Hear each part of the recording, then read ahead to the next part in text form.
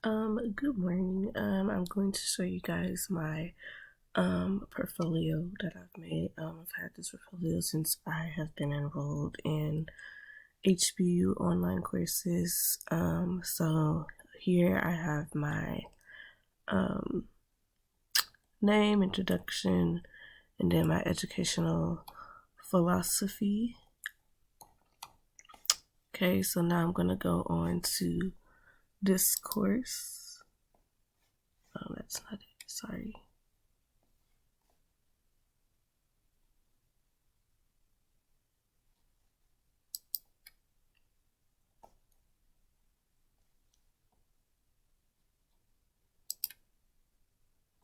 Okay, so one of my most authentic pieces that I've created in this course is the money web quest.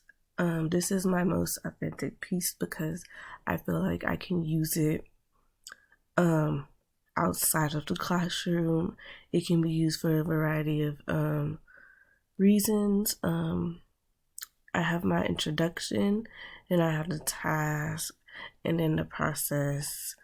I also think that this piece can be used for multiple things, especially since we were virtual last year. It can be used, like, for example, there was some days that they had us go in asynchronous, so it can be used for that. It can be used for professional development as well for teachers to get more information. I feel like it could also be used in the classroom. You could have them work with a partner because at my school we're a 2-to-1 school, so it's 2 students per iPad. But you could have them work with a partner and complete the web quest within the classroom. If somebody's taking an online course, this is a good way for them to um, a good thing for an instructor to use within their online course, whether it's a training or a professional development or just an academic course. So that is why I consider this my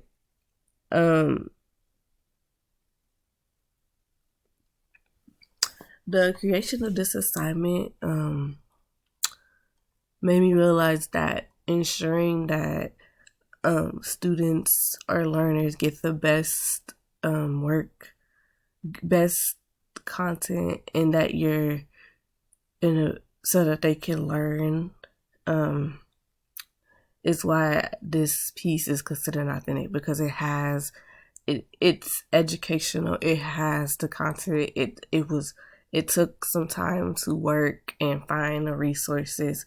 It was created specifically for. I created this for my second graders, where they were learning about money.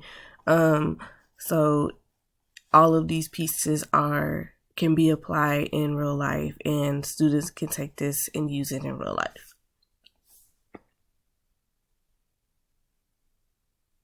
The knowledge and skills that I gained from just creating an online portfolio and creating like the treasure hunt and the web quest as well, it taught me that you can be creative online as well. Like, you can create courses for people to complete online. You can create a lesson.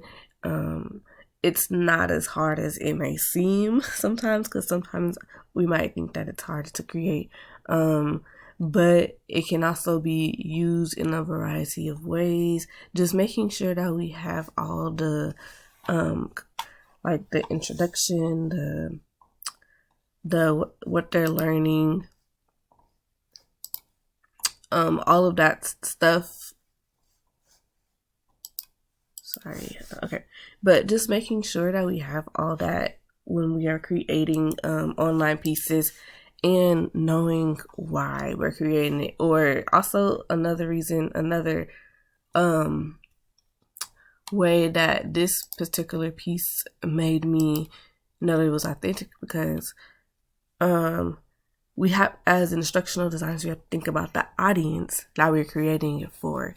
I was creating my web quest for an audience that was they were technology savvy. but they might not have been advanced in like wording and understanding, being able to read.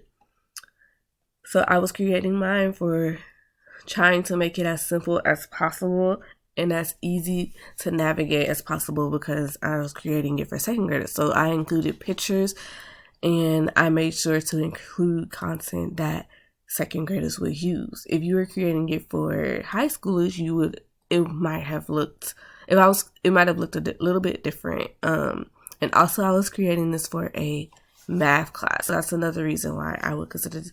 I knew the audience and I knew what I was creating it for, my second grade class, and who I was creating it for. One of the most, and I would also incorporate this, we didn't get to do it this year, but next year, into my learning, as like a station, and having them go on to the logging on and accessing it through their Schoology. I would post a link or something, and I would have them use it as a station. So that is one way I already incorporate this. And I would also use this for science as well, not just math, because I teach math and science. One of the advices that I received feedback throughout the course is the passion that I have for my students, in the way that I was creating my content, and the layouts that I have, making it easy for them to navigate, easy to read. All of that stuff was positive feedback that I've received from classmates within this course. Overall, I enjoyed making this whole portfolio and adding to it. I will keep this because I can definitely use this in the future and get ideas of how to create specific content, web quests and treasure hunts, and there was other things that I've created in other courses and all of that. So this is definitely a great tool to have and be able to use, especially as an educator and as an instructional designer. So yeah.